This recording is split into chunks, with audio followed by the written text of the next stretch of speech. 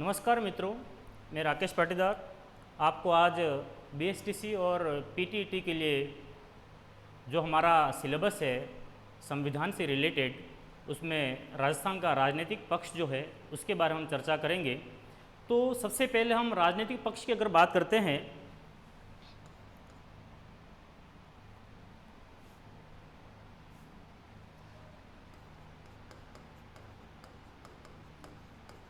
राजनीतिक पक्ष की अगर हम बात करें तो राजनीतिक पक्ष में क्या आएगा क्या नहीं, वो सारी बात एक बार हम चर्चा ज़रूर कर लेंगे।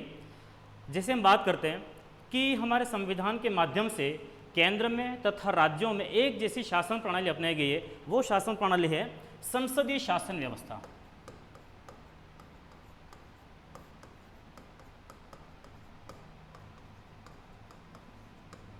संसदीय शासन व्यवस्था। अब ये संसदीय शासन व्यवस्था होती क्या है, तो हम मोटे मोटे रूप में इसका अर्थ समझ लेते हैं कि जैसे हमारे देश में यहाँ पर जैसे हमको आज़ादी मिलती है, तो आज़ादी से पहले यहाँ पर ब्रिटिश कैबिनेट की तरफ से शासन संचालित होता, ब्रिटिश संसद की तरफ से यहाँ पर शासन संचालित होता था। तो उन्होंने उनके देश में जैसी व्यवस्था थी, अर्थात इंग्लैंड में जैसी शासन व्यवस्था चल रही थी, वहाँ पर संसदीय शासन व्यवस्था चल रही थी, तो भारत में भी उन्होंने वही मशीनरी लागू करने का प्रयास किया और यहाँ पर उन्होंने धीरे धीरे संसदीय परंपरा का विकास किया। तो हमारे यहाँ पर उस समय भारत के जितने भी हमारे सभी ब्रिटिश प्रांतों में जो जनता थी तथा हमारे जितने भी राष्ट्रीय आंदोलन से जुड़े हुए सभी प्रतिनिधि थे, नेता थे, उन्होंने भी धीरे धीरे संसदीय शासन व्यवस्था का एक तरह से परंपरा का निर्वाह करना शुरू कर दिया था। तो धीरे धीरे जैसे आज़ादी मिलती है, उसके बाद हमारे संविधान निर्माताओं ने भी सोचा कि यदि हम जो शासन प्रणाली वर्तमान में चल रही है, अर्थात संसदीय शासन व्यवस्था जो भारत में चल रही है, उसके विपरीत यदि दूसरी कोई शासन प्रणाली लागू करेंगे तो हमको सीखने में, अर्थात हमको आदत में लाने में बहुत सारा समय लग सकता है। और भारत एक उस समय नव स्वतंत्र राष्ट्र था जहाँ पहली बार लोकतंत्र आया था। तो संविधान निर्माताओं ने हमारी जो शासन प्रणाली पहले से चले आ रही थी ब्रिटिश भारत में, उसी को कंटिन्यू किया और हमारे संविधान के माध्यम से हमने संसदीय शासन व्यवस्था को अंगीकार किया। अब संसदीय शासन व्यवस्था होती क्या है और इसमें ऐसा क्या है और किस प्रकार से हमने चलाई, तो संसदीय शासन व्यवस्था सबसे पहले हम देखेंगे कि कार्यपालिका का जो स्वरूप होता है वो होता है दोहरी कार्यपालिका।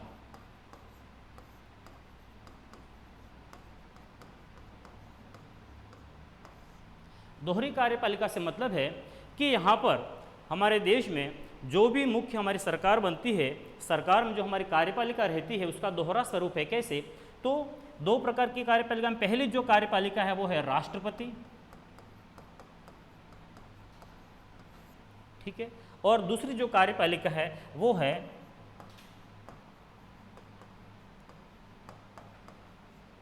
प्रधानमंत्री सहित उसकी मंत्री परिषद।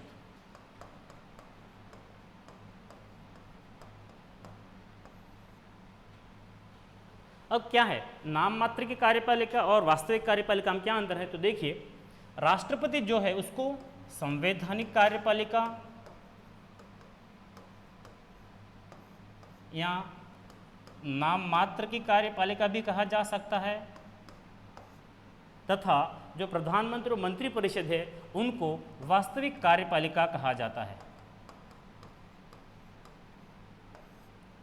क्यों, तो हमारा संविधान ये व्यवस्था करता है कि हमारे भाग 5 के अंतर्गत आर्टिकल 52 अनुच्छेद 52 जो है ये व्यवस्था करता है कि भारत संघ का एक राष्ट्रपति होगा, तथा उसी के साथ आर्टिकल 53 में ये कहा गया है कि भारत संघ की समस्त कार्यपालिका शक्तियाँ राष्ट्रपति में निहित होंगी। ठीक है, अर्थात संविधान ने जो भी हमारी कार्यपालिका शक्तियाँ वो किसको प्रदान की है, तो आर्टिकल 53 के तहत राष्ट्रपति को प्रदान की है। इसी कारण से राष्ट्रपति को संवैधानिक या नाम मात्र या औपचारिक कार्यपालिका के रूप में जाना जाता है।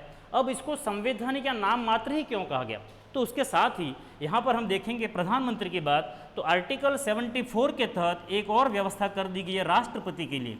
आर्टिकल 74 ये कहता है कि राष्ट्रपति को उसके कार्यों में सहायता एवं सलाह देने के लिए एक मंत्री परिषद होगी। ठीक है, एक मंत्री परिषद होगी जिसका प्रधान प्रधानमंत्री होगा। और राष्ट्रपति को इनकी सलाह से ही कार्य करना होगा। अर्थात क्या हुआ कि मंत्रिपरिषद और प्रधानमंत्री जो सलाह देंगे उसी के अनुसार राष्ट्रपति को कार्य करना है। अर्थात इनकी सलाह या परामर्श मानना राष्ट्रपति के लिए बाध्यकारी है। इसका मतलब यही हुआ कि ये जैसा चाहेंगे वैसा ही कार्य होगा, यानी कि काम ये करेंगे, नाम चलेगा राष्ट्रपति का, हस्ताक्षर चलेंगे राष्ट्रपति के, मुहर लगेगी राष्ट्रपति की, वास्तव में काम करने वाले ये हैं। इसी कारण से हमारे यहाँ पर दो प्रकार की कार्यपालिका, संवैधानिक या नाम मात्र की कार्यपालिका या जिसे औपचारिक कार्यपालिका भी कहते हैं, और दूसरी है वास्तविक कार्यपालिका जो वास्तव में सारी नीतियाँ योजनाएं सब लागू करते हैं। तब ये तो हो गई केंद्र की बात। केंद्र के साथ साथ हमारे यहाँ पर राज्यों में भी संसदीय व्यवस्था को ही अपना गया है। तो सबसे पहले हम बात करते हैं सरकार, ठीक है।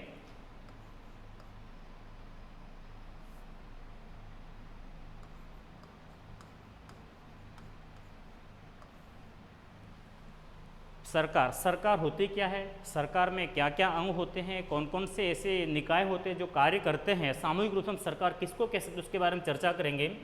तो सरकार में सबसे पहले हम देखते हैं किसी भी देश में वर्तमान लोकतांत्रिक शासन प्रणाली में सरकार के 3 अंग विद्यमान होते हैं। एक तो होता है व्यवस्थापिका, दूसरा होता है कार्यपालिका,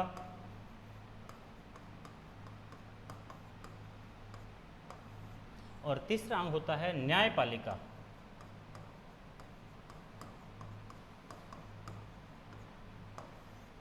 ठीक है। सभी लोकतांत्रिक देशों में वर्तमान में जो भी शासन संचालन की प्रक्रिया है उसमें मुख्य रूप से 3 अंगों में कार्यों का या शक्तियों का विभाजन किया गया है। कैसे?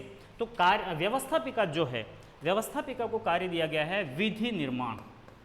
विधि अर्थात कानून निर्माण का कार्य व्यवस्थापिका करती है।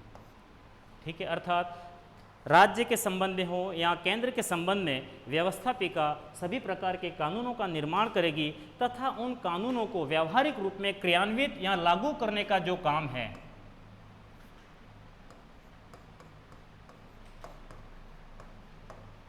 जो कानून व्यवस्थापिका बनाएगी उन कानूनों को लागू करने का जो कार्य है वो कार्यपालिका करती है, क्रियान्वित करती है।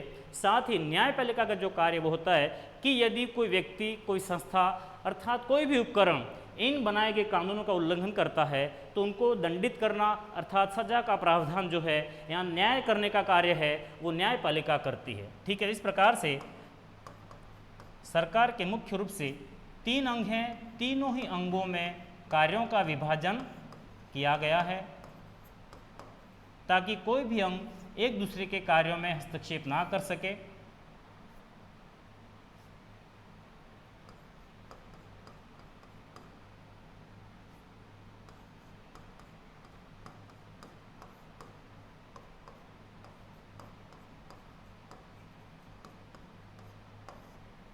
और सभी अंग अपने अपने दायरे में रहते हुए सारे कार्य आसानी से करें और शासन व्यवस्था को सुव्यवस्थित रूप से संचालित कर सके। तो ये तो होगी एक सामान्य रूप से सरकार की प्रक्रिया, सरकार कैसे होती है, सरकार के क्या क्या अंग हैं, कौन कौन से कार्य करते हैं। अब इसी प्रकार से अगर हम देखें तो भारत में केंद्र सरकार भी होती है तथा राज्य सरकार भी होती है।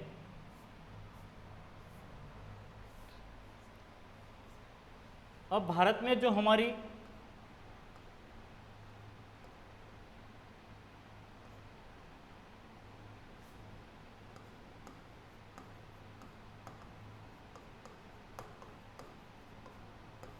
केंद्र सरकार है, केंद्र सरकार जो 3 मुख्य अंग हैं वो है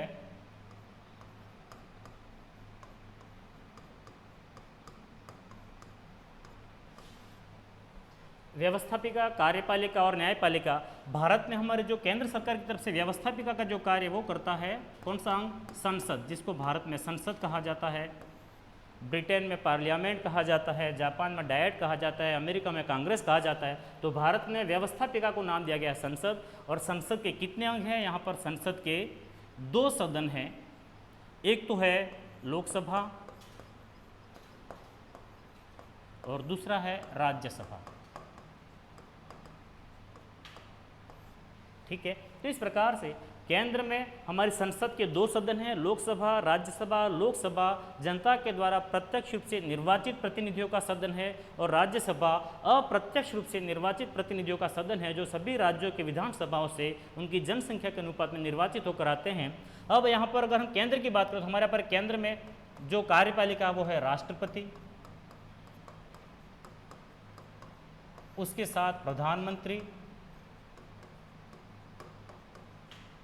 और उसकी मंत्रिपरिषद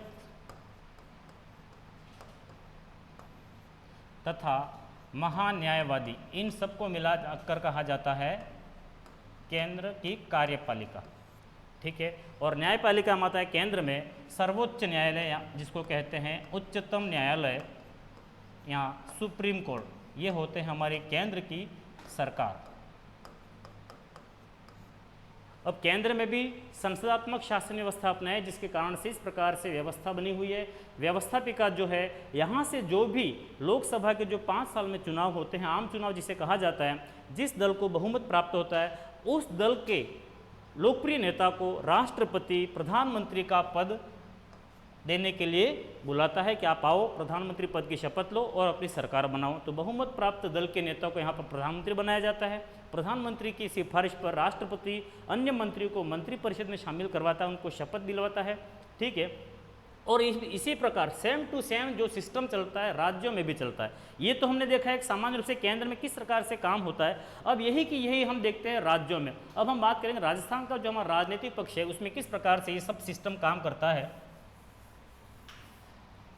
अब अगर हम राजस्थान की बात करते हैं तो राजस्थान में व्यवस्थापिका को क्या कहा जाता है, तो राजस्थान के सभी प्रांतों में व्यवस्थापिका का एक सामान्य नाम है विधानमंडल।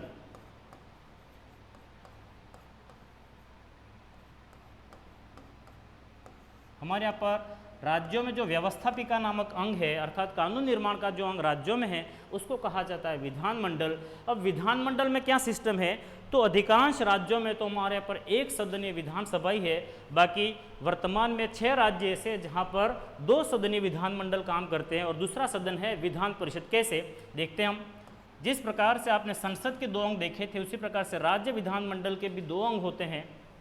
एक तो होता है विधानसभा,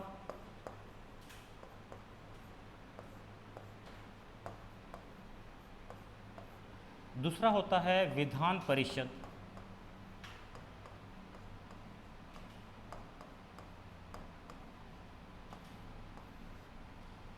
अर्थात केंद्र में जो लोकसभा हमारा है, जिसे निम्न सदन या जनता का सदन कहा जाता है, तो सेम टू सेम वहाँ पर राज्यों में है विधानसभा। और केंद्र में जो हमारा राज्यसभा है, जिसे द्वितीय सदन कहा जाता है, उच्च सदन कहा जाता है, और वैसा वैसा राज्य में है विधान परिषद। ठीक है। अब हमारे संविधान के अंतर्गत व्यवस्था की गई है कि प्रत्येक राज्य का एक विधानमंडल होगा। अर्थात आर्टिकल 169 में व्यवस्था की गई है कि प्रत्येक राज्य में एक विधानमंडल होगा, जो राज्यपाल, विधानसभा और विधान परिषद से मिलकर बनेगा। ठीक है। अब क्या है, जिस प्रकार से केंद्र में राष्ट्रपति होता है, वैसा राज्यों में होता है राज्यपाल। केंद्र में लोकसभा होती है, वैसी राज्यों में होती है विधानसभा। केंद्र में राज्यसभा होती है, वैसी राज्यों में होती है विधान परिषद। अब ये क्या है, किस प्रकार से चलता है, क्या सिस्टम होता है, तो हम देखेंगे। सबसे पहले यहाँ पर विधानसभा जो है वो लगभग भारत के सभी प्रांतों में विधानसभा विद्यमान है। ठीक है। साथ ही 3 हमारे जो केंद्र शासित प्रदेश हैं, वहाँ पर भी विधानसभा अस्तित्व में है। कौन कौन से, तो वो एक तो है दिल्ली, दूसरा है पुडुचेरी, और तीसरा जो केंद्र शासित प्रदेश जो हाल ही बना 2019 में, जम्मू और कश्मीर।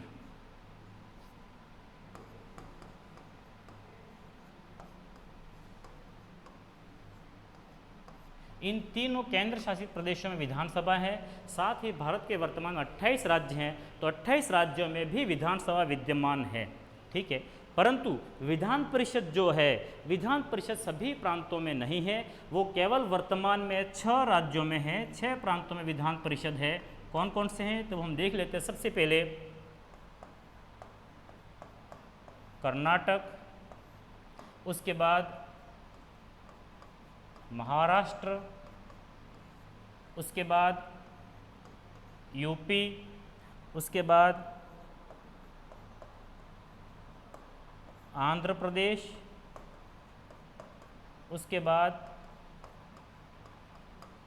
तेलंगाना तथा छठा राज्य है बिहार।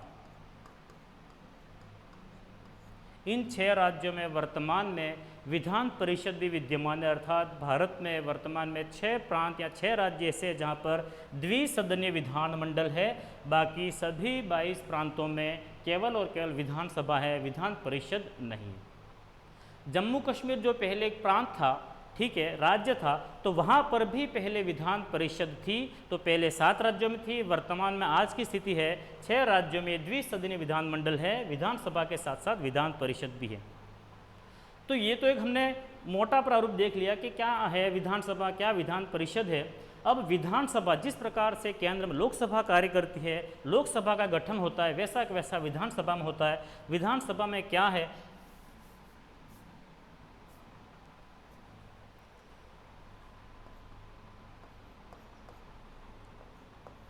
सबसे पहले सदस्यों के लिए योग्यता में उसकी आयु कितनी होनी चाहिए, तो विधानसभा में लोकसभा के समान सदस्य बनने के लिए आयु होनी चाहिए कम से कम 25 वर्ष।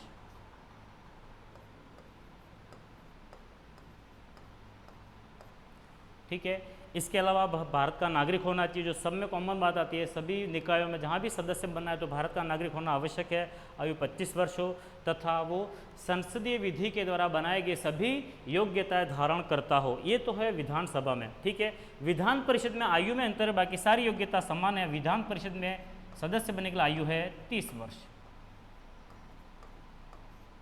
अर्थात विधान परिषद का सदस्य किसी भी व्यक्ति को बनना है तो उसकी आयु कम से कम 30 वर्ष होनी चाहिए। 30 वर्ष या उससे ऊपर का व्यक्ति ही विधान परिषद के चुनाव लड़ सकता है। अब ये जो विधानसभा विधान परिषद है उनका क्या रोल है, किस प्रकार से काम करती है, और जिन राज्यों में 2 सदन नहीं है तो एक सदन भी कैसे काम करता है उसके बारे में हम चर्चा करेंगे। तो अगर देखें, जिस प्रकार से हमने केंद्र में व्यवस्थापिका की बात की है, उसी प्रकार से राज्यों में व्यवस्थापिका विधानमंडल है। व्यवस्थापिका का मुख्य कार्य होता है विधि निर्माण, अर्थात कानून बनाना। तो यहाँ पर राज्य में भी विधानसभा और विधान परिषद मिलकर कानून बनाते हैं, लेकिन जिन राज्यों में विधान परिषद नहीं है वहाँ पर विधानसभा अकेले कानून निर्माण का कार्य करती है, और विधानसभा के द्वारा जो भी विधेयक तैयार किए जाते हैं वो राज्यपाल की स्वीकृति के लिए भेजे जाते हैं, और राज्यपाल उन विधेयकों पर अपनी स्वीकृति देता है। राज्यपाल चाहे तो विधेयकों को अपने पास रोक सकता है, अर्थात राज्यपाल चाहे तो उन विधेयकों को विधानसभा को पुनर्विचार के लिए भेज सकता है, या फिर राज्यपाल चाहे तो उन विधेयकों को राष्ट्रपति के विचार के लिए सुरक्षित रख सकता है। इस प्रकार के राज्यपाल के पास भी विकल्प होते हैं। लेकिन जहाँ पर विधानसभा और विधान परिषद दोनों है वहाँ पर क्या है, तो वहाँ पर कोई भी विधेयक विधानसभा में पारित किया जाता है तो पारित होने के बाद वो विधान परिषद में जाता है। विधान परिषद में जब विधेयक जाता है तो उसके ऊपर वो विचार करते हैं, और विचार करने की अधिकतम अवधि होती है साधारण विधेयक के संबंध में 3 माह। अर्थात विधान परिषद विधानसभा के द्वारा कोई भी विधेयक भेजा जाए तो उसको एक बार के लिए 3 माह तक वो विचार के लिए रख सकता है, और यदि 3 माहों में भी विधान परिषद ने उस विधेयक को वापस नहीं भेजा, पुनर्विचार करके या पारित नहीं किया, तो विधानसभा उसी विधेयक को फिर से पारित करके विधान परिषद में भेजेगी।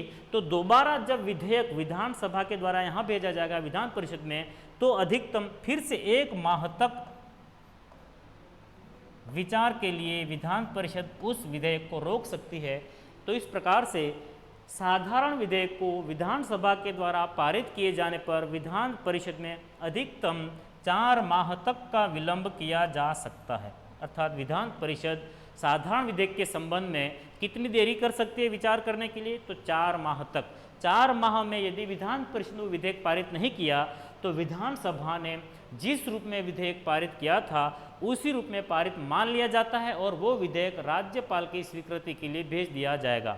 तो विधान परिषद के पास ज़्यादा कोई शक्ति नहीं है। साधारण विधेयक के संबंध में विधान परिषद 4 महीनों तक देरी कर सकती है या पुनर्विचार के लिए वापस भेज सकती है, और उसके बाद जैसे अवधि पूरी हो जाती है विधानसभा उस विधेयक को राज्यपाल को भेज देती है, और राज्यपाल उसके ऊपर निर्णय लेता है कि स्वीकृति देनी है या नहीं देनी है, राष्ट्रपति के विचार के लिए सुरक्षित रखना है या पुनर्विचार के लिए वापस विधानसभा में भेजना है। वो सब क्षेत्राधिकार राज्यपाल के पास है। अब ये तो हो गया विधानसभा और विधान परिषद में विधि निर्माण का कार्य। साथ ही ये हमने साधारण विधेयक की बात देखी है, उसी प्रकार से धन विधेयक जो होते हैं,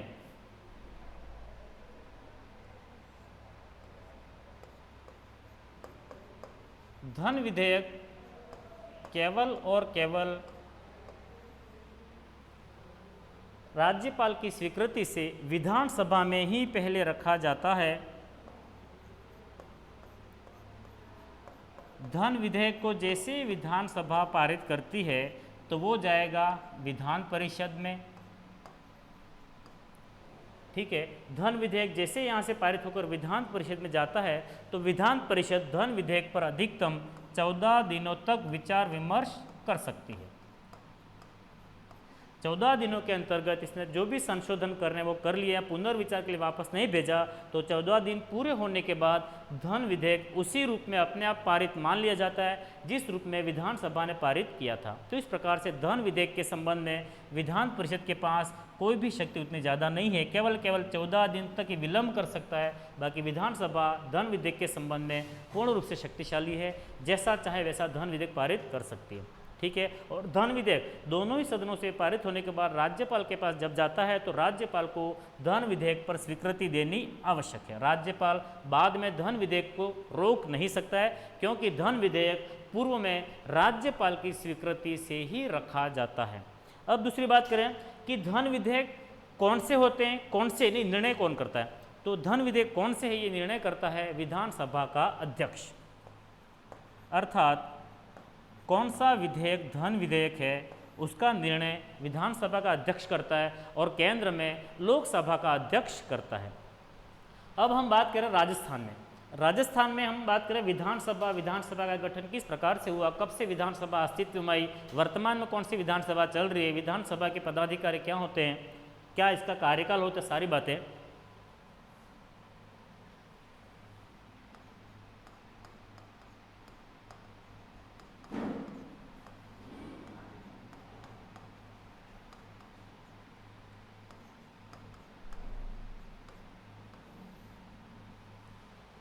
राजस्थान विधानसभा जो है हमारी स्वतंत्रता के बाद, जैसा भारत में हम संसद अस्तित्व में आई थी, उसी प्रकार से स्वतंत्रता के बाद राजस्थान में विधानसभा भी अस्तित्व में आई थी। तो प्रथम विधानसभा के जब चुनाव होते हैं 1952 में, उस समय राजस्थान में विधानसभा की सीटें थी 170 सीटों पर चुनाव हुए थे। और उसके बाद धीरे धीरे अजमेर मेरवाड़ा का जब राजस्थान में विलय हो जाता है तो वो उसकी जो 30 सीटें थी अजमेर मेरवाड़ा की, वो बाद में शामिल कर ली जाती है। तो वर्तमान में परिस्थिति क्या है, तो राजस्थान में विधानसभा के लिए 200 सीटें हैं और सभी के सभी 200 सीटें जनता के द्वारा प्रत्यक्ष रूप से निर्वाचित होती है। अब ये तो होगी कि सदस्य संख्या कितनी है, क्या है, हमने देख लिया। अब राजस्थान विधानसभा का जो गठन है, सबसे पहले विधानसभा थी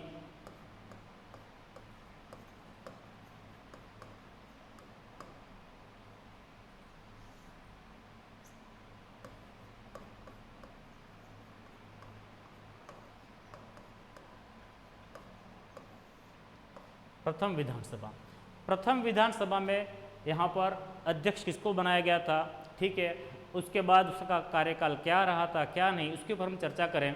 तो सबसे पहले अगर हम बात करते हैं राजस्थान में प्रथम विधानसभा का गठन कब हुआ, तो 1952 में पहली बार विधानसभा के चुनाव होते हैं। उस समय राजस्थान में विधानसभा का गठन होता है। ठीक है, विधानसभा का एक अध्यक्ष विधानसभा के सदस्यों द्वारा निर्वाचित कर दिया जाता है।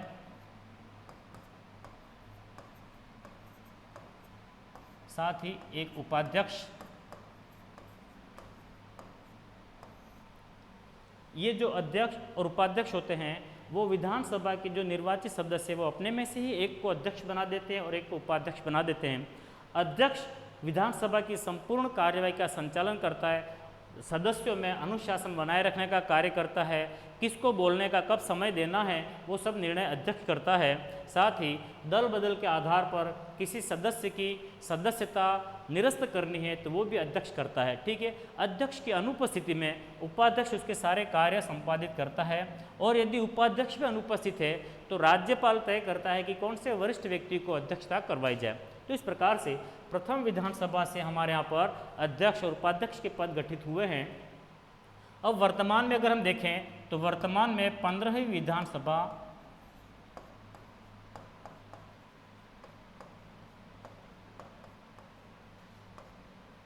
अस्तित्व में है। 15वीं विधानसभा जो है हमारे यहाँ पर अशोक गहलोत के नेतृत्व में चल रही है, क्योंकि 15वीं विधानसभा में भारतीय राष्ट्रीय कांग्रेस को यहाँ पर कांग्रेस पार्टी को बहुमत मिला, तो कांग्रेस पार्टी ने अशोक गहलोत के नेतृत्व में सरकार का गठन किया है। और इस विधानसभा में जो अध्यक्ष हैं, अध्यक्ष को आमतौर पर स्पीकर भी कहा जाता है।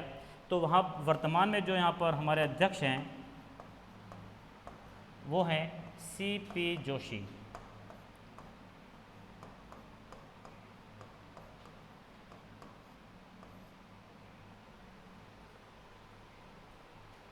प्रथम विधानसभा के अध्यक्ष थे नरोत्तम लाल जोशी।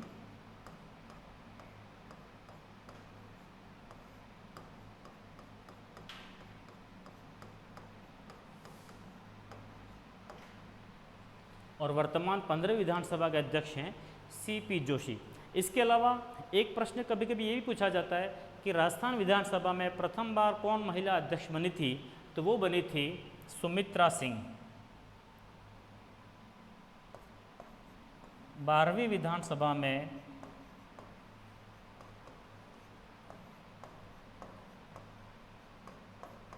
सुमित्रा सिंह अध्यक्ष बनी थी, प्रथम महिला अध्यक्ष।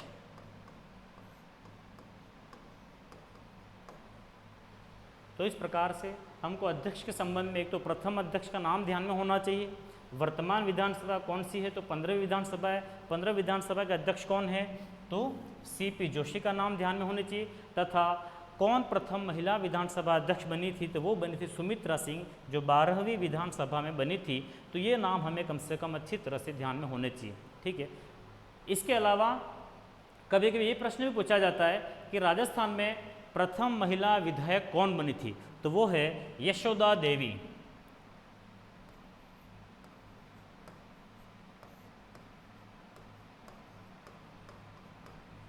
प्रथम महिला विधायक राजस्थान की, जिनका नाम है यशोदा देवी। यशोदा देवी बांसवाड़े की थी, जो प्रजा समाजवादी पार्टी से चुनी गई थी।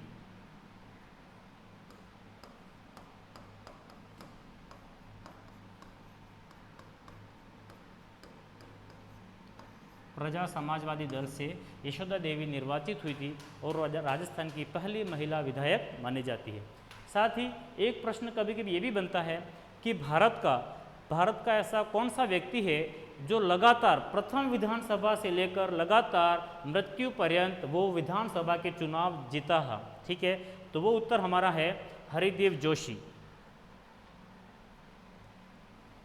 अर्थात ऐसा कौन सा विधायक है पूरे भारत में जो प्रथम विधानसभा से लेकर मृत्यु पर्यंत विधानसभा का सदस्य निर्वाचित हुआ था, तो हरिदेव जोशी हैं, जो बांसवाड़ा से बिलोंग करते हैं, ठीक है। और ये राजस्थान में 3 बार मुख्यमंत्री भी बन चुके हैं। तो पहली विधानसभा से लेकर लगातार 10वीं विधानसभा तक ये निर्वाचित हुए थे। अर्थात लगातार 10 विधानसभाओं तक ये चुनाव जीतते हुए आए। और 10वीं विधानसभा के समय जब उनकी मृत्यु हो जाती है उसके बाद समाप्त हो जाता है। उससे पहले लगातार जब से उन्होंने विधानसभा के चुनाव शुरू किए लड़ने, तब से वो 10वीं विधानसभा तक जीतते आए थे, ठीक है। तो पूरे भारत में पहली से 10वीं विधानसभा के लगातार चुनाव जीतने का रिकॉर्ड है तो वो केवल और केवल हरिदेव जोशी का है। तो ये तो हो गया हमारे विधानसभा के संबंध में, विधानसभा के कौन से क्या अध्यक्ष कौन से बने हैं, ठीक है, सदस्य किस प्रकार से, कौन से सदस्य कितनी बार बने हैं, सारी बात हमने देख ली है। अब हम देखेंगे कि कार्यपालिका, हमने राज्य की विधायिका देख ली, राज्य की विधायिका में किस प्रकार से विधानसभा विधान परिषद कार्य करते हैं, ठीक है। विधानसभा के लिए सदस्य की न्यूनतम आयु 25 वर्ष होनी चाहिए और विधान परिषद के लिए 30 वर्ष होनी चाहिए। विधानसभा के सदस्यों का निर्वाचन प्रत्यक्ष रूप से जनता के द्वारा होता है और विधान परिषद के सदस्यों का चुनाव है वो प्रत्यक्ष नहीं होता है बल्कि अप्रत्यक्ष चुनाव होता है। तो कैसे हम देख लेते हैं, विधान परिषद जो हमारी होती है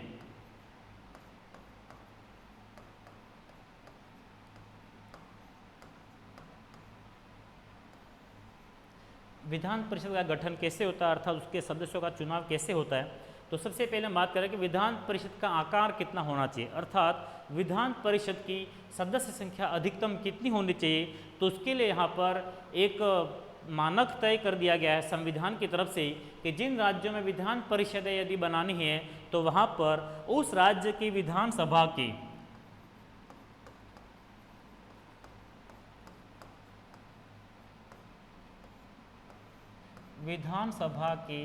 कुल सदस्यों का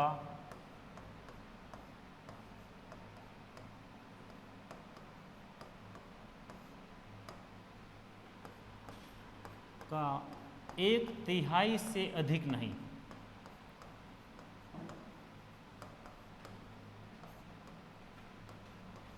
अर्थात विधान परिषद में अधिकतम कितने सदस्य होते हैं, तो हम जिस राज्य की विधान परिषद की बात करें उस राज्य की जो विधानसभा के कुल सदस्य है उन कुल सदस्यों का 1/3 से अधिक नहीं होना चाहिए। 1/3 से कम हो सकते लेकिन अधिक नहीं होना चाहिए।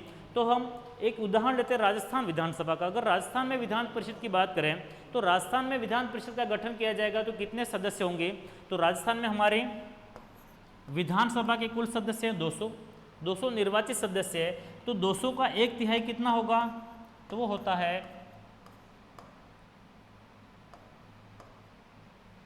ठीक है, अर्थात 66.33 ये आंकड़ा आता है। इसका मतलब क्या हुआ, हमारे यहाँ पर राजस्थान में यदि विधान परिषद का गठन करना है तो अधिकतम कितने सदस्य होते हैं, 66, क्योंकि 67 करते ही वो आंकड़ा 201 तक पहुँच जाता है और यहाँ पर हमारी संख्या है 200, तो यहाँ पर 66 का आंकड़ा ही मान्य है।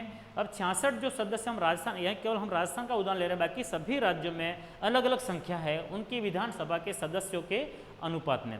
तो राजस्थान में जो हमारे 66 सदस्य, उसी के आधार पर हम देखते हैं कि विधान परिषद के सदस्यों का चुनाव कैसे होता है, प्रत्यक्ष होता है या अप्रत्यक्ष होता है या मनोनयन होता है, वो सारी बातें हम देख लेते हैं। तो हम देखें राजस्थान विधान परिषद का एक उदाहरण देखेंगे।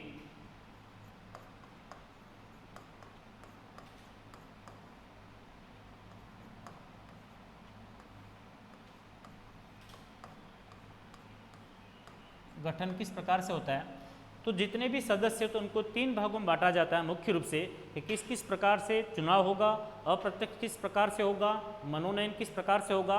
तो यहाँ पर सबसे पहले बात करते हैं 1/3 सदस्य।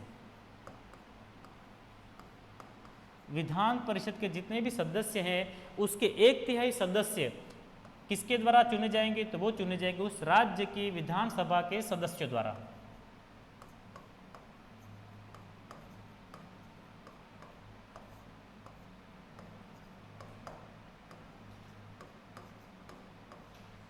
विधायकों के द्वारा निर्वाचित, विधायक कौन से, तो विधानसभा के सदस्यों के द्वारा।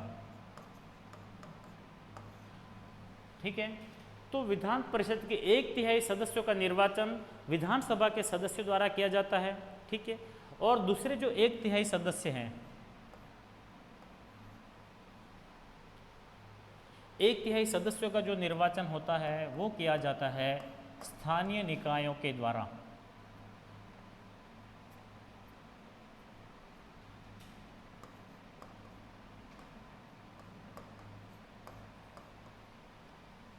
स्थानीय निकाय में जिला परिषद हो या नगर निगम,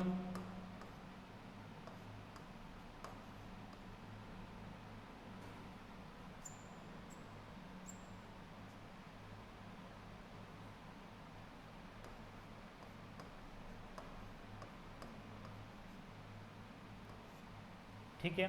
तो ये जो भी हमारे स्थानीय संस्थाएं होती है, जिला परिषद, जैसे कि हम पंचायती राज की बात करते हैं तो जिला परिषद, पंचायत समिति, पंचायत, उस प्रकार से नगर निगम, नगर पालिका, नगर परिषद, तो इन निकायों के द्वारा 1/3 सदस्यों का निर्वाचन होता है। ठीक है, अब बाकी जो बचे 1/3 सदस्य, तो 1/3 सदस्य जो बाकी बचे हैं उनका वर्गीकरण किया गया है।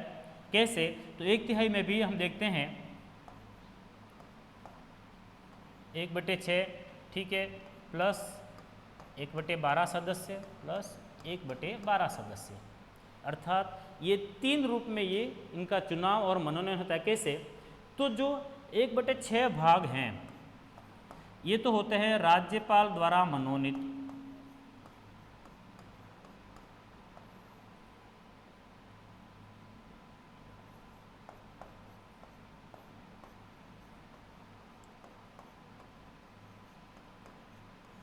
ठीक है। 1/6 सदस्यों को तो राज्यपाल मनोनीत करता है। बाकी जो 1/12 सदस्य हैं तो उसमें 3 वर्ष पूर्व के स्नातकों के द्वारा निर्वाचित,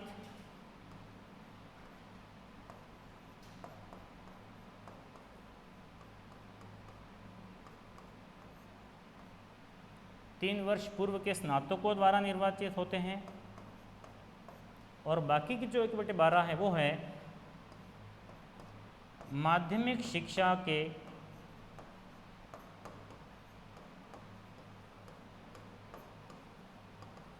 शिक्षकों के द्वारा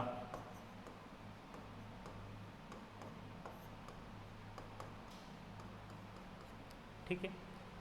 1/3 सदस्य विधायकों के द्वारा निर्वाचित होते हैं, अर्थात विधानसभा के सदस्यों के द्वारा। 1/3 सदस्य जिला परिषद, नगर निगम और जो भी स्थानीय निकाय हैं उनके द्वारा निर्वाचित होते हैं। और बाकी जो 1/3 उसमें इस प्रकार से वर्गीकरण है। 1/6 भाग जो सदस्य हैं वो राज्यपाल के द्वारा मनोनीत होते हैं। किस क्षेत्र में? तो साहित्य, विज्ञान, कला या सहकारिता सेवा के क्षेत्र में विशेष अनुभव रखने वाले लोगों को राज्यपाल मनोनीत कर सकता है। साथ ही 1/12 जो सदस्य हैं वो 3 वर्ष पूर्व के स्नातकों द्वारा, अर्थात राजस्थान में जितने भी स्नातक लोग हैं और स्नातक करने के बाद उनके 3 वर्ष पूरे हो चुके हैं वो यहाँ पर निर्वाचित करेंगे अप्रत्यक्ष रूप से। तथा 1/12 जो सदस्य है वो है माध्यमिक शिक्षा के शिक्षकों के द्वारा निर्वाचित किए जाएंगे। अब हम राजस्थान के संदर्भ में आंकड़ा देखें तो किस प्रकार से होता है। तो राजस्थान में विधान परिषद के कुल सदस्य हो सकते हैं अधिकतम 66, ठीक है, क्योंकि हमारे राजस्थान में विधानसभा के 200 सदस्य हैं तो 200 सदस्य को 1/3 होता है 66 सदस्य। तो राजस्थान विधान परिषद के लिए 66 सदस्य निर्धारित किए जा सकते हैं। 1/3 सदस्य मतलब 22 सदस्य ये हो गए विधायकों के द्वारा निर्वाचित, अर्थात राजस्थान विधानसभा के सदस्यों के द्वारा निर्वाचित।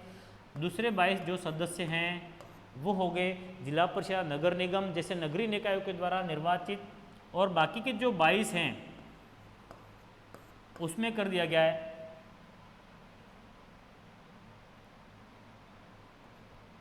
ये तो हो गए 11, ये हो गए 5 और ये हो गए 6। इस प्रकार से ये वर्गीकरण किया गया, अर्थात 5 जो सदस्य है वो 3 वर्ष पूर्व के स्नातकों द्वारा निर्वाचित किए जाएंगे, 6 सदस्य माध्यमिक शिक्षा के शिक्षकों के द्वारा निर्वाचित किए जाएंगे और 11 सदस्य राज्यपाल के द्वारा कला, विज्ञान, साहित्य, समाज सेवा या सहकारिता क्षेत्र में विशेष अनुभव रखने वाले लोगों को मनोनीत किया जाता है। ये हो गया विधान परिषद का गठन इस प्रकार से होता है। इस प्रकार से अप्रत्यक्ष रूप से चुनाव होते हैं और इतने 1/6 भाग जो सदस्य होते हैं वो मनोनीत किए जाते हैं राज्यपाल के द्वारा। चलिए हम देखते हैं अब ये हो गया आपकी विधानसभा विधान परिषद की बात। विधान परिषद का जो सदस्य होते हैं सदस्यों का कार्यकाल होता है 6 वर्ष।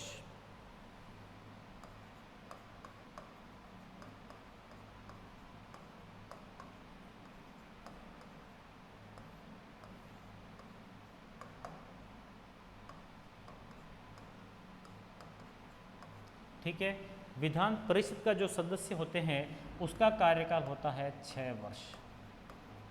एक सदस्य का कार्यकाल 6 वर्ष होता है, ठीक है। लेकिन इसमें एक सिस्टम होता है जिस प्रकार से राज्यसभा में होता है वैसा ही होता है कि प्रत्येक 2 वर्ष में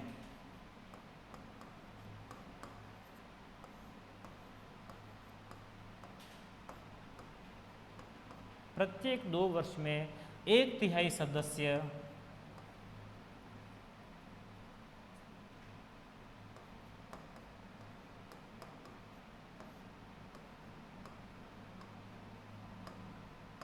पद मुक्त हो जाते हैं तथा उसके स्थान पर नए 1/3 सदस्य निर्वाचित हो जाते हैं। अर्थात जो हट रहे हैं उसके बदले तुरंत उसी साल उतने ही सदस्यों का फिर से निर्वाचन हो जाता है। अर्थात सदस्य संख्या पूरी बनी भी रहती है और हर 2 वर्ष में 1/3 सदस्य हटते हैं, उसके बदले नए निर्वाचित होकर आ जाते हैं। तो एक सदस्य को 6 वर्ष का कार्यकाल मिलता है। यदि प्रश्न पूछा जाए कि विधान परिषद का कार्यकाल कितना है तो विधान परिषद का कोई कार्यकाल नहीं है। विधान परिषद एक स्थायी सदन है जो कभी भी भंग नहीं होता, जो कभी भी विघटित नहीं होता है। तो विधान परिषद स्थायी सदस्य, उसके सदस्यों में 2-2 वर्ष के अंतराल में 1/3 सदस्य पदमुक्त होंगे, उसके स्थान पर फिर से निर्वाचित होंगे, फिर अगले 2 सालों में अगले 1/3 पदमुक्त हो जाएंगे, तो उसके बदले फिर नए आ जाएंगे। इस प्रकार से 2-2 साल के अंतराल में 1/3 सदस्य हटते हैं और नए आते रहते हैं। तो इस प्रकार से कभी भी ये सदन खाली नहीं रहता है, हमेशा सदस्य बने रहते हैं। जबकि विधानसभा की बात करें तो विधानसभा में लोकसभा के ही समान है। विधानसभा के सदस्यों का कार्यकाल 5 साल होता है सामान्यतः, लेकिन विधानसभा को 5 वर्ष पहले भी राज्यपाल के द्वारा भंग किया जा सकता है। तो विधानसभा एक अस्थायी सदन है जो कभी भी भंग किया जा सकता है, और विधान परिषद एक स्थायी सदन है। जिस प्रकार से राज्यसभा है वैसा ही राज्यों में विधान परिषद स्थायी सदस्य है और उनके सदस्यों का कार्यकाल होता है 6 वर्ष। तो ये हमने देख लिया विधानसभा और विधान परिषद अर्थात राज्य विधानमंडल का गठन किस प्रकार से होता है, उनके कार्य किस प्रकार से होते हैं, सारी बातें। अब हम देखते हैं दूसरा अंग। राज्य सरकार में हमने अभी देखा विधानमंडल यानी कि व्यवस्थापिका राज्यों की कैसे कार्य करती है। अब हम देखते हैं दूसरा अंग अर्थात कार्यपालिका, राज्य कार्यपालिका।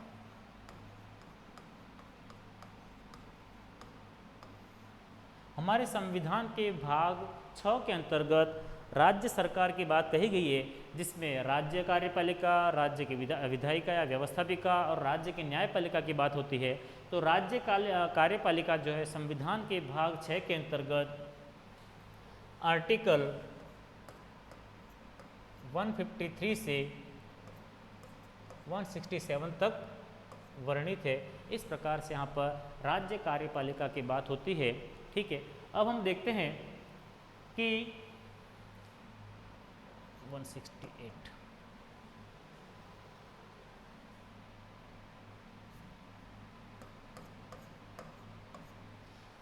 जिस प्रकार से केंद्र की हमारी कार्यपालिका है दोहरी कार्यपालिका, जिसमें एक राष्ट्रपति होता है, राष्ट्रपति संवैधानिक कार्यपालिका माना जाता है और प्रधानमंत्री उसकी मंत्रिपरिषद वास्तविक कार्यपालिका मानी जाती है। वैसा के वैसा सिस्टम होता है यहाँ पर राज्य में जो हमारी दोहरी कार्यपालिका है, एक है राज्यपाल और दूसरा है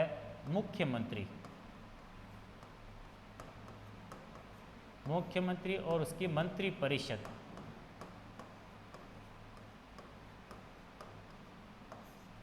ठीक है, तो दोहरी कार्यपालिका केंद्र की तर्ज पर राज्यों में भी है। राज्यपाल केंद्र में जिस प्रकार से राष्ट्रपति कार्य करता है संवैधानिक प्रमुख बनकर, उसी प्रकार से राज्यों में राज्यपाल कार्य करता है राज्य का संवैधानिक प्रमुख बनकर।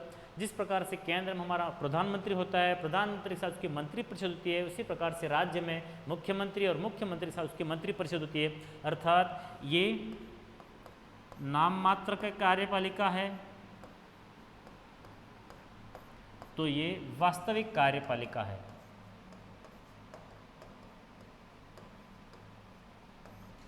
क्यों वास्तविक कार्यपालिका? तो हमने देखा था केंद्र में जिस प्रकार से प्रधानमंत्री को उसके कार्यों में सहायता और सलाह देने के लिए एक मंत्रिपरिषद होती है, उसी प्रकार से राज्यपाल को भी राज्य के अंतर्गत उसके कार्यों में सहायता और सलाह देने के लिए एक मंत्रिपरिषद होती है, जिसका मुखिया होता है मुख्यमंत्री। तो इस प्रकार से केंद्र की तर्ज पर ही हमारे यहाँ पर राज्यों की कार्यपालिका होती है। अब राज्यपाल, ठीक है, राज्यपाल का पद क्यों आवश्यक है, ऐसा क्या है और राज्यपाल के पद के संबंध में क्या क्या बातें कही गई? तो राज्यपाल के पद के लिए कहा गया है, आर्टिकल 153 के अंतर्गत कहा गया है कि प्रत्येक राज्य में एक राज्यपाल होगा। ठीक है, लेकिन साथ ही 7वें संविधान संशोधन के माध्यम से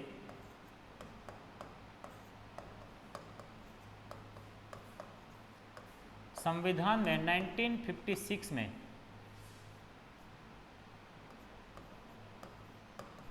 एक संशोधन किया जाता है, 7वां संविधान संशोधन। तो 7वें संविधान संशोधन के माध्यम से एक परंतु जोड़ दिया गया कि प्रत्येक राज्य का एक राज्यपाल होगा तथा साथ में ही एक या एक से अधिक राज्यों का भी एक राज्यपाल नियुक्त किया जा सकता है। ठीक है, तो इस प्रकार से हम देखते हैं 2 या 2 से अधिक राज्यों का भी एक राज्यपाल हो सकता है, या एक राज्य का भी एक सिंगल वन मैन का राज्यपाल हो सकता है। जब 2 या 2 से अधिक राज्यों का राज्यपाल होगा तो उसको वेतन देने का कार्य दोनों ही या जितने भी राज्य हैं वो मिलकर करेंगे।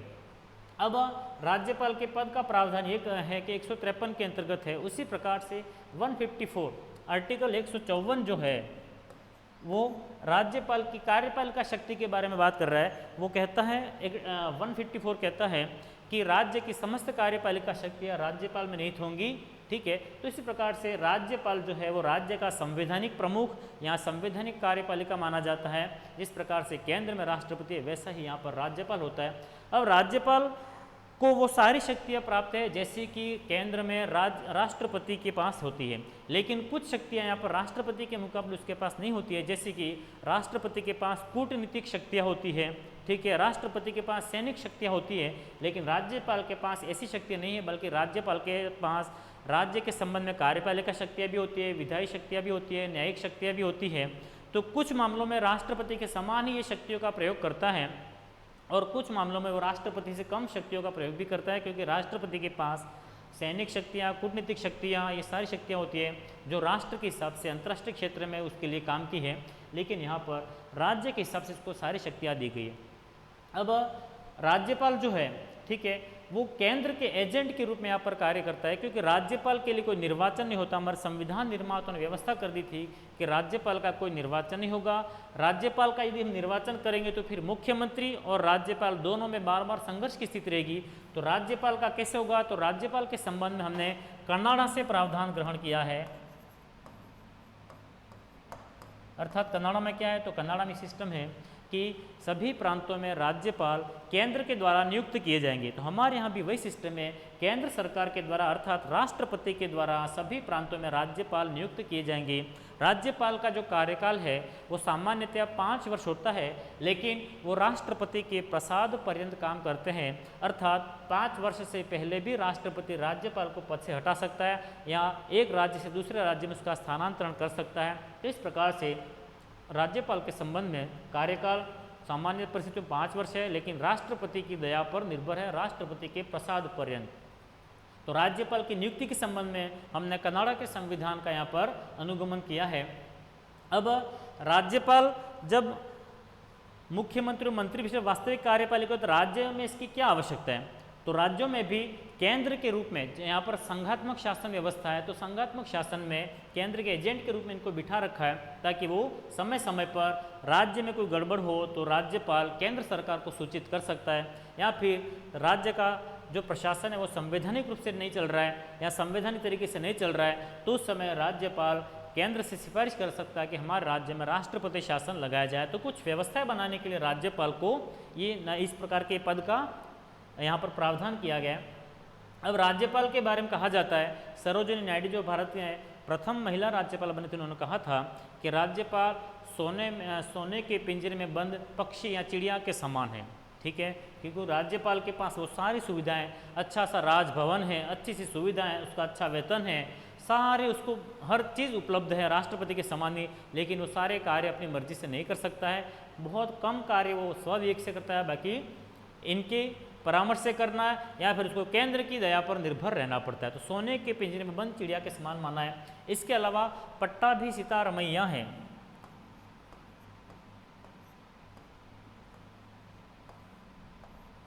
पट्टाभिसिता रमैया जो संविधान सभा के सदस्य थे, उन्होंने भी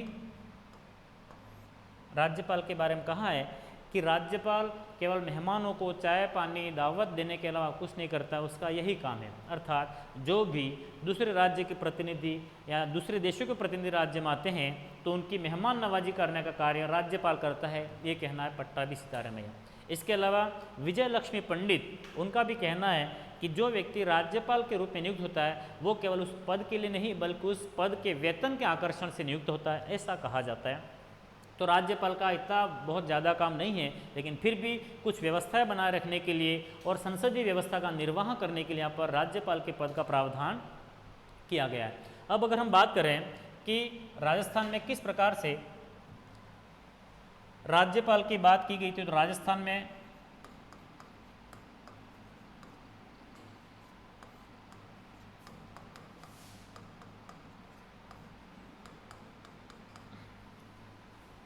जैसे कि राजस्थान में जब राज्यपाल का पद गठित हुआ तो प्रथम राज्यपाल बने थे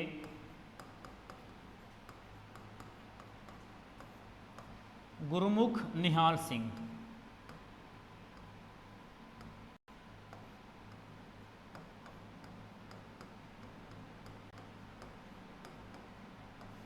ठीक है। राजस्थान में राज्यपाल का पद 1 नवंबर 1956 से जैसे सृजित होता है तो उसमें प्रथम राज्यपाल बनते हैं सरदार गुरुमुख निहाल सिंह। ठीक है। इसके अलावा वर्तमान में अगर हम बात करते हैं वर्तमान कौन है राज्यपाल, तो वर्तमान में हमारे राज्यपाल हैं कलराज मिश्र।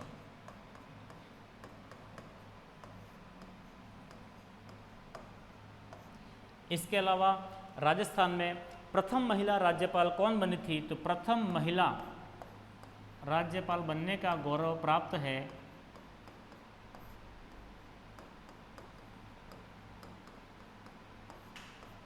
प्रतिभा देवी पाटिल। ये राजस्थान की प्रथम महिला राज्यपाल बनी थी जो बाद में भारत के राष्ट्रपति भी चुनी जाती है। ठीक है। इसके अलावा और कितनी महिलाएं इस पद को सुशोभित कर चुकी है, तो प्रतिभा देवी पाटिल के साथ साथ एक है प्रभा राव और एक है मार्गरेट अल्वा। ये 3 महिला हैं राज्यपाल के पद पर राजस्थान में नियुक्त हो चुकी है। 3 महिलाओं ने राज्यपाल के रूप में कार्य किया है। अब एक तो हो गया हमारे प्रथम राज्यपाल गुरुमुख निहाल सिंह, वर्तमान में कलराज मिश्र, महिला राज्यपाल प्रथम प्रतिभा देवी पाटिल, साथ ही 2 और महिलाओं ने भी राज्यपाल के रूप में कार्य किया है। अब ऐसे कौन से राज्यपाल हैं जिनका कार्यकाल या पद पर रहते हुए निधन हुआ था, तो 4 राज्यपाल ऐसे थे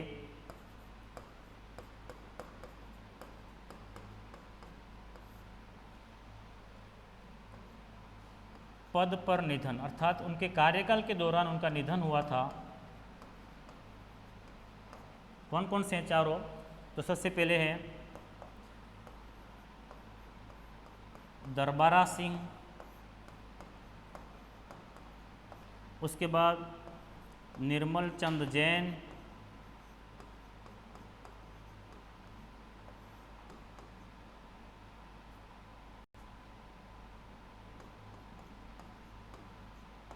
उसके बाद शैलेंद्र सिंह,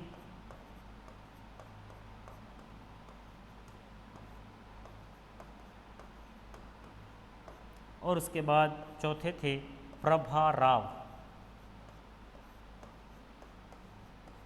ये जो 4 राज्यपाल हैं राजस्थान के, इनका उनके कार्यकाल के दौरान पद पर रहते हुए निधन हुआ था। दरबारा सिंह, निर्मल चंद जैन, शैलेंद्र सिंह और प्रभा राव। तो इस प्रकार से ये राज्यपाल के संबंध में कुछ तथ्यात्मक जानकारी है जो हर एग्जाम में कहीं न कहीं उपयोगी होती है और हमें अच्छी तरह से ध्यान में होनी चाहिए। अब ये तो हो गया राज्यपाल। उसके बाद में हम बात करते हैं वास्तविक कार्यपालिका राज्य की, जिसे कहते हैं मुख्यमंत्री और मंत्री परिषद।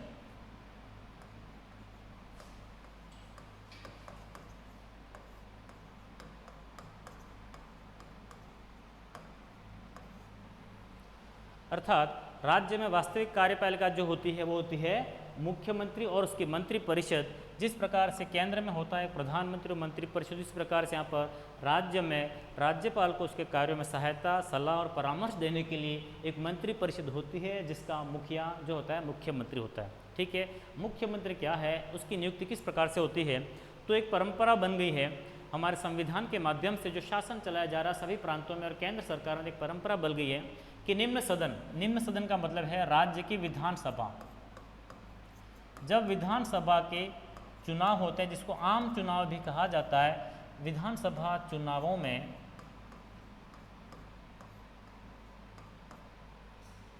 जिस दल को बहुमत प्राप्त हो जाता है, अर्थात स्पष्ट बहुमत मिल जाए या फिर किसी एक दल को स्पष्ट बहुमत ना मिले तो एक से अधिक दल गठबंधन मिलाकर बहुमत साबित कर देते हैं, तो विधानसभा चुनाव में बहुमत प्राप्त दल के लोकप्रिय नेता को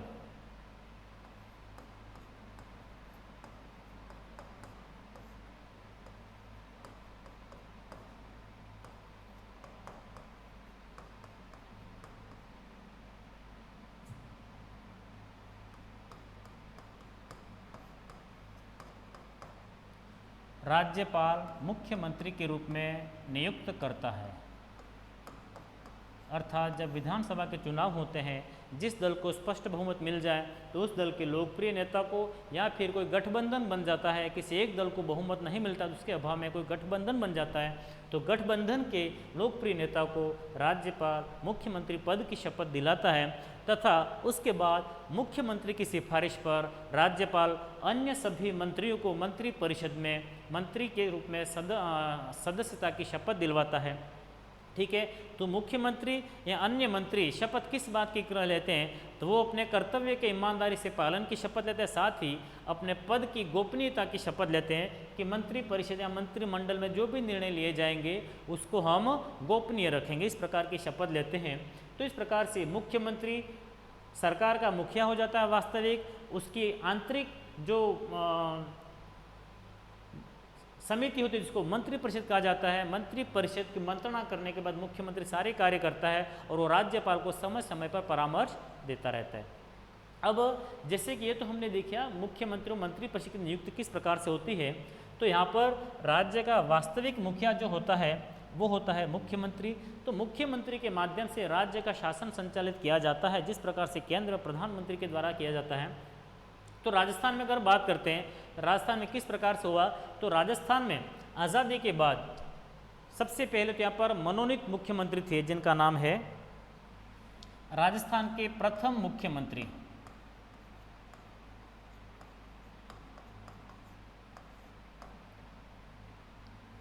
वो हैं हीरालाल शास्त्री।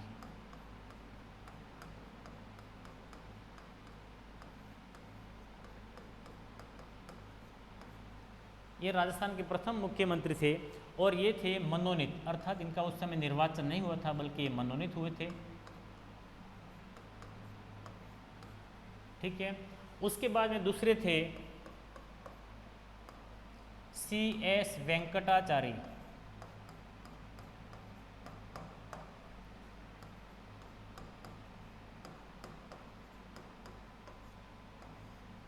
ये भी मनोनीत हुए थे, अर्थात इनका भी चुनाव नहीं हुआ, केंद्र के द्वारा इनको मनोनीत किया गया था और ये एक ICS अधिकारी थे।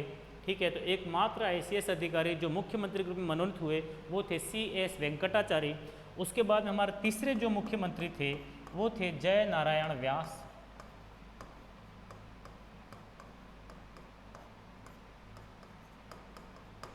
जय नारायण व्यास भी मनोनीत थे। तो इस प्रकार से प्रथम जो हमारे 3 मुख्यमंत्री मनोनीत हुए थे, उसके बाद में जब यहाँ पर 1952 में जब चुनाव होते हैं, विधानसभा के आम चुनाव होते हैं, तो पहली बार निर्वाचित मुख्यमंत्री आए।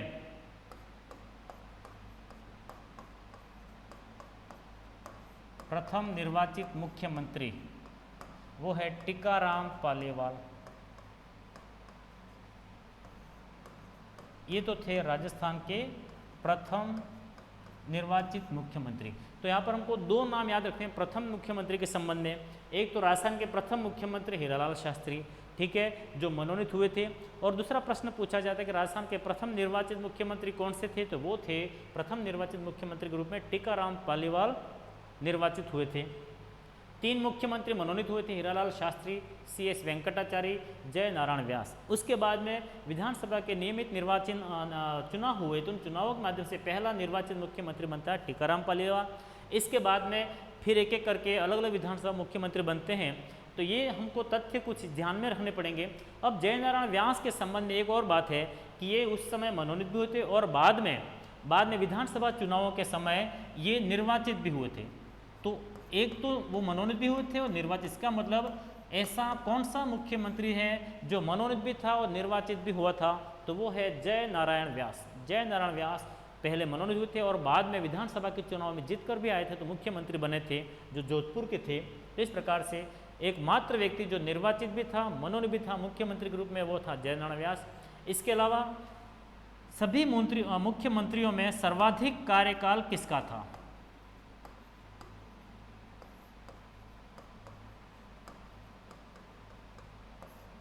तो सर्वाधिक कार्यकाल जो था वो था मोहनलाल सुखाड़िया।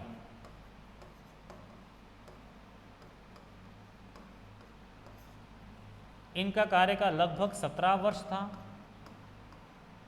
और ये 4 बार बने थे। अब तक जितने मुख्यमंत्री बने सर्वाधिक कार्यकाल मोहनलाल सुखड़िया जो 17 वर्ष तक रहे थे और 4 बार बन चुके थे। ठीक है, इसके अलावा प्रथम महिला मुख्यमंत्री,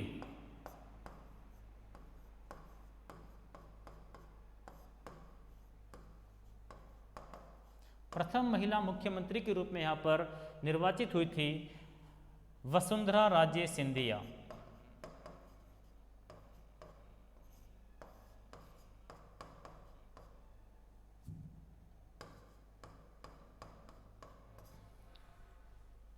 अब देखते हैं वर्तमान मुख्यमंत्री। वर्तमान मुख्यमंत्री हैं अशोक गहलोत।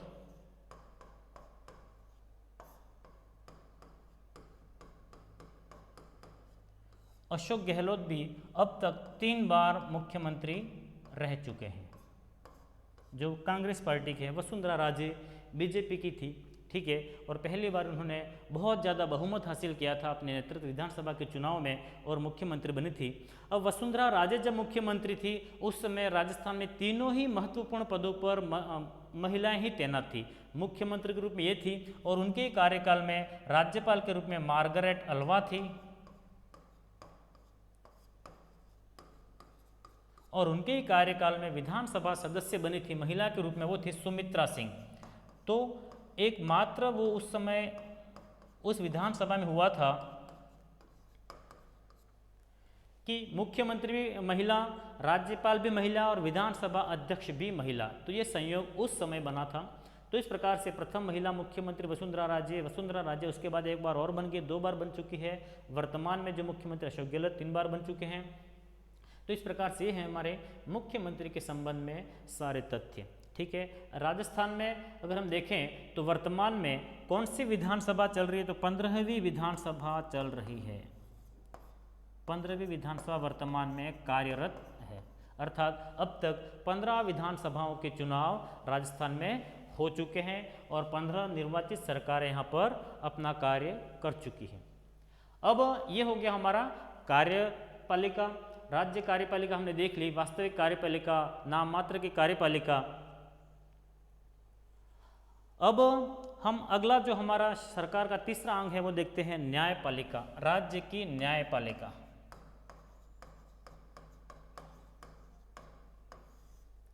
ठीक है, तो न्यायपालिका की अगर हम बात करें तो जिस प्रकार से केंद्र में सर्वोच्च न्यायालय होता है जो न्याय करता है, उसी प्रकार से सभी राज्यों में न्यायपालिका में एक उच्च न्यायालय होता है और उच्च न्यायालय के अधीन और भी अधीनस्थ न्यायालय होते हैं। ठीक है, जिसमें जिला न्यायालय के अधीन मुंसिफ मजिस्ट्रेट न्यायालय, ठीक है, डिविजनल कोर्ट, ये जो होते हैं, ग्राम न्यायालय, इतने सारे छोटे छोटे उसके अनुसार यहाँ पर न्यायपालिका का पिरामिड स्तर बना हुआ है। और राज्य में सर्वोच्च स्तर पर होता है उच्च न्यायालय, जिसको कहते हैं हाई कोर्ट। ठीक है, अगर हम राजस्थान में हाई कोर्ट की बात करें तो राजस्थान में सबसे पहले उच्च न्यायालय का जो गठन हुआ था, स्थापना हुई थी, वो थी 29 अगस्त 1949 को। ठीक है, 29 अगस्त 1949 को जयपुर में राजस्थान उच्च न्यायालय की स्थापना हुई थी। ठीक, फिर कुछ समय पश्चात 1958 में इस उच्च न्यायालय को सत्यनारायण राव समिति की सिफारिशों पर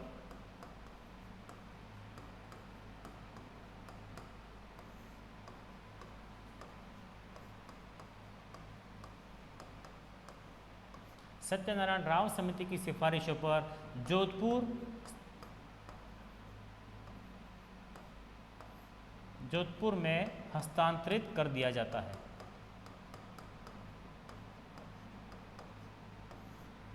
ठीक है, तो इस प्रकार से स्थापना जब हुई थी तब जयपुर में था, लेकिन 1958 में सत्यनारायण राव समिति की सिफारिशों पर जोधपुर में हस्तांतरित किया जाता है। फिर उसके बाद 1977 में अर्थात 1977 में इसकी एक खंडपीठ जयपुर में भी स्थापित की गई।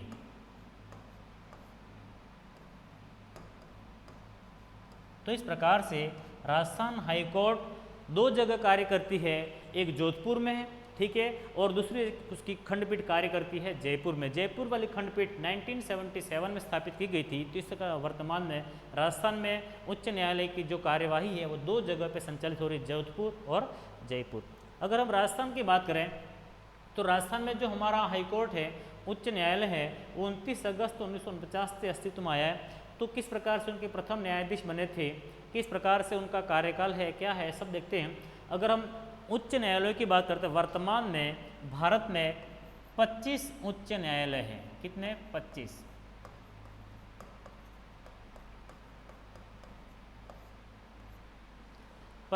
उच्च न्यायालय जो है उसमें वर्तमान में जो लेटेस्ट बना है 2019 में, वो है अमरावती उच्च न्यायालय।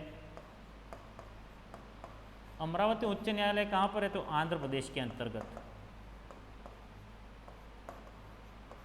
तो वर्तमान में पूरे भारत में 25 उच्च न्यायालय हैं। और उच्च न्यायालयों का भी क्षेत्राधिकार जिस प्रकार से 7वें संविधान संशोधन के माध्यम से निर्धारित किया वो ये है कि प्रत्येक राज्य का एक उच्च न्यायालय होगा, या फिर एक या एक से अधिक राज्यों या केंद्र शासित प्रदेशों का भी एक साझा उच्च न्यायालय हो सकता है। तो इस प्रकार से वर्तमान में हमारे पास 28 प्रांत हैं और 9 केंद्र शासित प्रदेश है।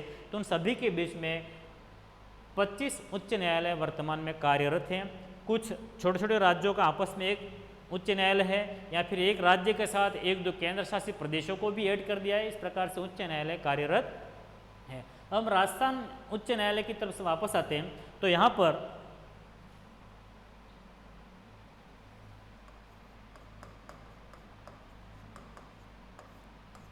राजस्थान हाईकोर्ट की बात करते हैं तो राजस्थान में प्रथम मुख्य न्यायाधीश कौन बना था?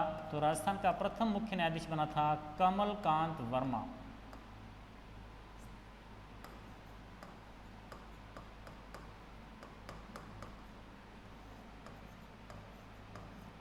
कमलकांत वर्मा राजस्थान के प्रथम मुख्य न्यायाधीश बने हैं। उसके बाद में अगर हम वर्तमान की बात करें, वर्तमान में कौन है? वर्तमान मुख्य न्यायाधीश राजस्थान में है इंद्रजीत महांती।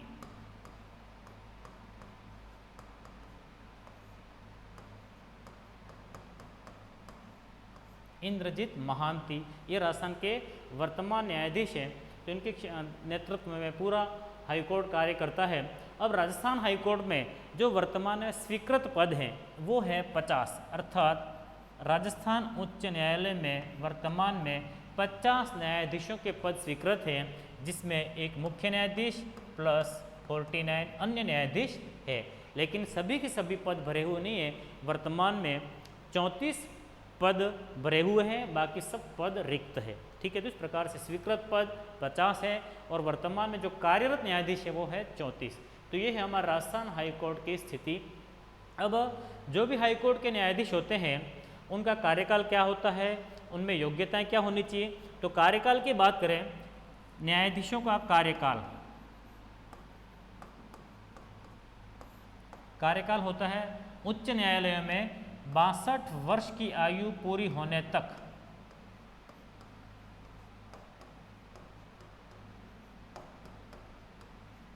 ठीक है, राज्यों के उच्च न्यायालयों में जो न्यायाधीश होते हैं उनका कार्यकाल होता है 62 वर्ष की आयु पूरी होने तक। अगर हम केंद्र की बात करें, केंद्र में सर्वोच्च न्यायालय है तो सर्वोच्च न्यायालय के न्यायाधीशों का कार्यकाल होता है 65 वर्ष की आयु तक। ठीक है, हमारे यहाँ पर राज्यों में 62 वर्ष की आयु तक है। अब जो 62 वर्ष की आयु तक है उसमें हो सकता है किसी को 6 साल से अधिक रहने का मौका मिले, किसी को 2 साल भी मिले। तो इस प्रकार से उनकी जो पदानुक्रम से प्रगति है उसके आधार पर निर्धारित हो जाता है। तो राजस्थान में प्रथम न्यायाधीश कमलकांत वर्मा, वर्तमान इंद्रजीत महांती। ठीक है, तो इसके बाद अगर हम बात करते हैं कि राजस्थान हाईकोर्ट किस प्रकार से कार्य करता है, तो 2 स्तर पर कार्य करता है। एक जोधपुर में मुख्य पीठ है और जयपुर में उसकी खंडपीठ की स्थापना की गई है। ये हो गया हमारे उच्च न्यायालय के बारे में एक तथ्यात्मक जानकारी। कार्यकाल ये होता है। अब योग्यता है, किस प्रकार से क्या योग्यता होनी चाहिए? तो न्यायाधीशों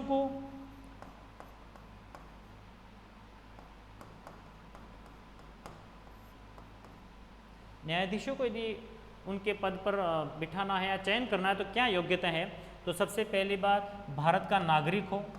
ये कॉमन चीज़ है कि भारत का नागरिक तो होना ही चाहिए। उसके बाद एक शर्त यह है कि वह कम से कम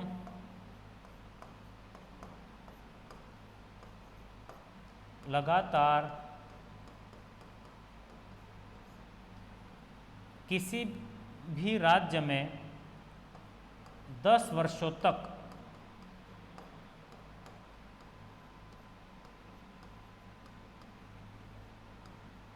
न्यायिक पद पर रहा हो। ठीक है, पहली शर्त ये कि कम से कम लगातार 10 वर्षों तक एक या एक से अधिक राज्यों में किसी न्यायिक पद पर वो आसीन रह चुका हो, या फिर लगातार 10 वर्षों तक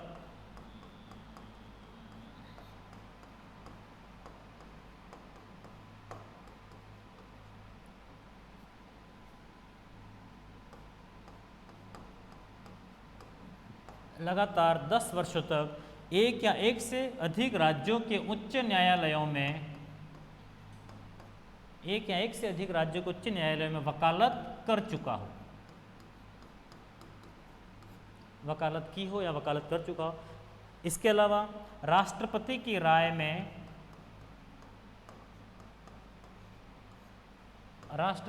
राय में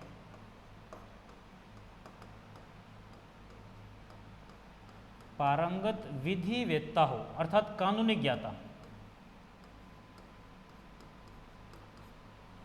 तो ये मुख्य रूप से 4 योग्यता हैं। भारत का नागरिक होना चाहिए, कम से कम लगातार 10 वर्षों तक एक या एक से अधिक राज्यों के हाईकोर्ट में न्यायिक पद पर आसीन हो, या फिर लगातार 10 वर्षों तक एक से अधिक राज्यों के हाईकोर्ट में वकालत कर चुका हो, या फिर राष्ट्रपति की राय में पारंगत विधि वेत्ता हो। तो इस प्रकार से ये उसकी योग्यता होनी चाहिए। ऐसी योग्यता जो व्यक्ति रखे उसी को राज्य के हाईकोर्ट में नियुक्त किया जा सकता है। अब हम बात करेंगे कि इनका वेतन क्या होता है। न्यायाधीशों का वेतन, तो एक तो होता है मुख्य न्यायाधीश,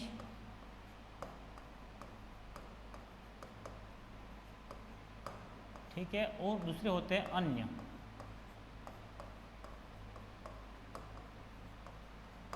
मुख्य न्यायाधीशों का वेतन होता है 2.50 लाख प्रति माह,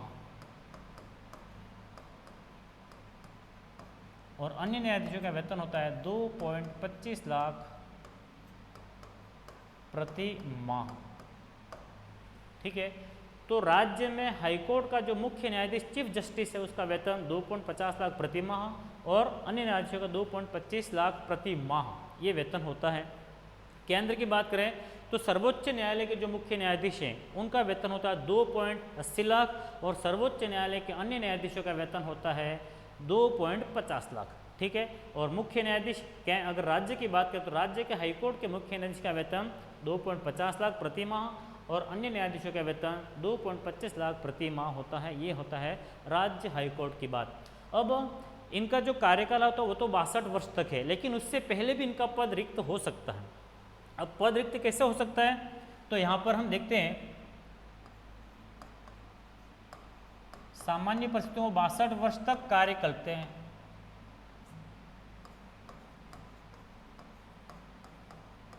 बासठ वर्ष की आयु तक, लेकिन उससे पहले वो अपना त्याग पत्र देकर भी पद रिक्त कर सकते हैं, या फिर अचानक उनकी मृत्यु हो जाए, या फिर उनके ऊपर महाभियोग के समान प्रक्रिया के अगर चलाई जाए तब उनको पद छोड़ना पड़ता है। महाभियोग होता क्या है, तो हमारे संविधान में महाभियोग की प्रक्रिया वैसे तो राष्ट्रपति के लिए ही निर्धारित की गई है, लेकिन सुप्रीम कोर्ट के न्यायाधीश तथा राज्यों के हाईकोर्ट के न्यायाधीशों के लिए भी महाभियोग के समान प्रक्रिया यहाँ पर लागू की है। तो महाभियोग के समान प्रक्रिया में क्या देखा जाता है, तो यदि कोई न्यायाधीश अक्षमता या कदाचार या साबित दुराचार के मामले में दोषी पाया जाए, ऐसा लगे, तो राज्य के संसद के किसी भी सदन में उस न्यायाधीश के खिलाफ महाभियोग का प्रस्ताव लाया जा सकता है, और यदि उस सदन में महाभियोग का प्रस्ताव उपस्थित और मतदान में भाग लेने वाले 2/3 सदस्यों के बहुमत और साधारण बहुमत से पारित हो जाए, ठीक है, अर्थात आधे से अधिक सदस्य और उपस्थित और मतदान जो भाग लेने वाले उनके 2/3 से अधिक सदस्य प्रस्ताव पारित कर दें, तो वो प्रस्ताव दूसरे सदन में जाएगा। यदि पहले प्रस्ताव लोकसभा में आया तो लोकसभा में विशेष बहुमत से प्रस्ताव पारित होने के बाद वो भेजा जाएगा राज्यसभा में, और यदि पहले राज्यसभा में आया है तो वो बाद में भेजा जाएगा पारित होने के बाद लोकसभा में। इस प्रकार से दोनों सदनों से यदि विशेष बहुमत से ये प्रस्ताव पारित हो जाए तो उस तिथि से उन न्यायाधीशों को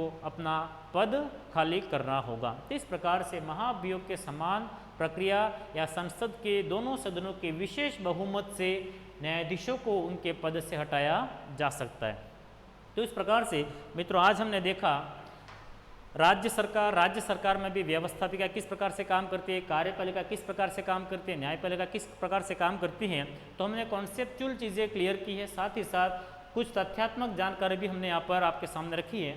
तो आशा है आप इन सभी तथ्यात्मक और कॉन्सेप्चुअल जानकारी को अपने परीक्षा की दृष्टि से अच्छी तरह से आप सीखेंगे और अच्छा प्रदर्शन करेंगे। इसी के साथ धन्यवाद।